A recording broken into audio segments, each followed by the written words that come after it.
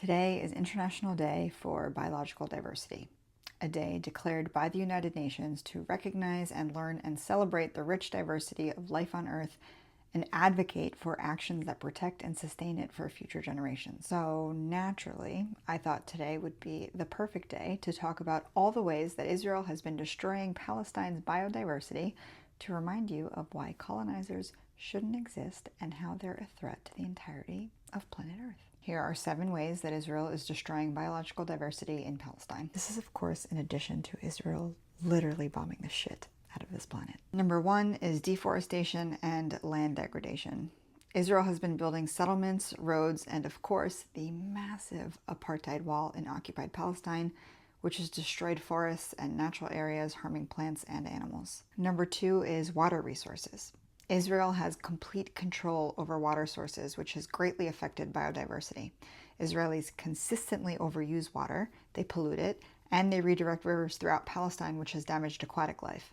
The Jordan River and the Dead Sea, for example, have seen big changes, like draining it dry, which affects the plants and animals. Number 3 is habitat fragmentation. The apartheid wall and new illegal settlements break up habitats, which make it hard for animals to move and find food. This reduces their genetic diversity and makes them even more vulnerable. This includes Palestinians. Number 4 is agricultural practices. Israeli settlers, and quick reminder that every Israeli is a settler in Palestine, illegally expand their farmlands and often use intensive farming methods that cause soil erosion, nutrient loss, and pollution from pesticides and fertilizers. This changes habitats and reduces the variety of species, the literal antithesis of indigenous farming and way of life. Number 5 is overgrazing. Believe it or not, there is too much overgrazing by settlers' livestock, which damages plant life and soil, reducing food and shelter for wildlife. Number 6 is pollution. Israel strategically places industrial areas and waste near Palestinian communities, which pollute the land, air, and water.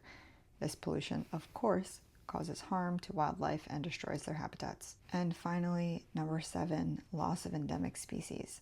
Species that live only in the region of Palestine are at high risk due to habitat destruction and environmental changes. This leads to significant loss in regional biodiversity. Indigenous thought centers the idea that the earth is a living being. It's a relative. And so our way of life consistently revolves around caring for and nurturing that relative.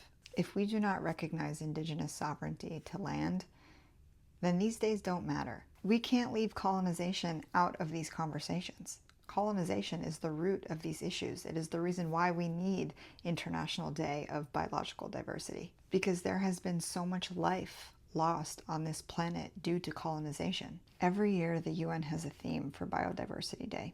This year's theme is Be a Part of the Plan, as in be a part of the plan to halt and reverse biodiversity loss. So, how will you be a part of the plan? How will you show up today to halt the loss of life and biodiversity, not just in Palestine, but every inch of this planet where colonizers have touched?